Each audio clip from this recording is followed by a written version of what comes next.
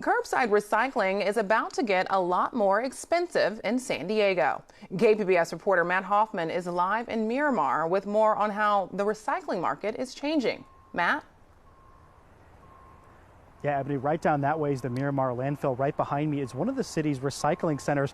Now, earlier this afternoon, the San Diego City Council voted to approve new curbside recycling contracts costing an estimated $65 million over the next 10 years.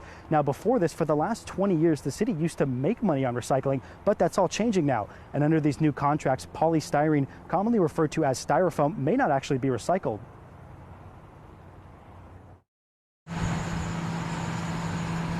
Our contract, which was typically a revenue contract over the years and designed as a revenue contract, will actually become a cost to the city. Ken Prue is the recycling program manager for the city of San Diego. He says much of San Diego's recycling used to be sold to China. Up until recently, 2% of all recycling sent to China could contain contaminants, but that's changed to just 0.05%. The 2% standard was long-standing, and then they went to half of 1%.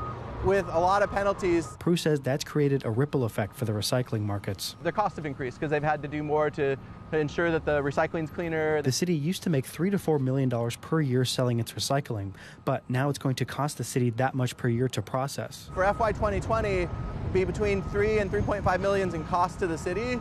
And then that cost would increase over the years. To help save money, the city is looking to get rid of recycling polystyrene, which it says would cost $900,000 over 7 years. And so it's very expensive, and actually the amount of material that's recovered, in the last fiscal year, we recovered 15 tons of styrofoam out of 66,000 tons of curbside recyclables that were collected. So it's a really, really small amount. Instead, polystyrene would be sent here to the Miramar landfill. Ideally, you would divert anything you possibly could, but there's a balance as well in looking at what's with limited funding, you do a cost-benefit analysis. There's currently funding to cover the cost of the contract for next year, but not after that. Ideally, the markets will rebound, and then we'll be back to receiving revenue again, or at the least, hopefully, minimizing the costs. Now, after next year, it's unclear how the city will pay for the cost of these new curbside recycling contracts. Staff say they're evaluating all their options, but they need to come up with a plan soon. Now, during today's council meeting, there was a big, robust discussion back and forth between the council members about whether or not the city should be recycling polystyrene or if it's worth it. Ultimately, the city voted to allow it for up to 6 more months while they complete another cost-benefit analysis. In Miramar, Matt Hoffman, KPBS News. Matt, regarding that city council meeting, what else happened on this front? Yeah, Ebony, surprisingly, there were no public speakers on this item. It just went right to council discussion. But as I imagined, they had a big, robust discussion. Some of the council members were very confused about this polystyrene aspect of it.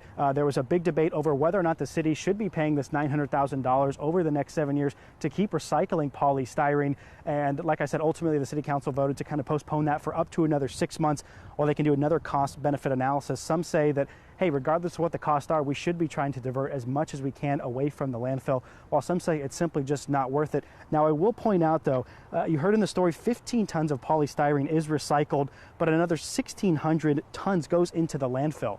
Ebony? Thanks, Matt.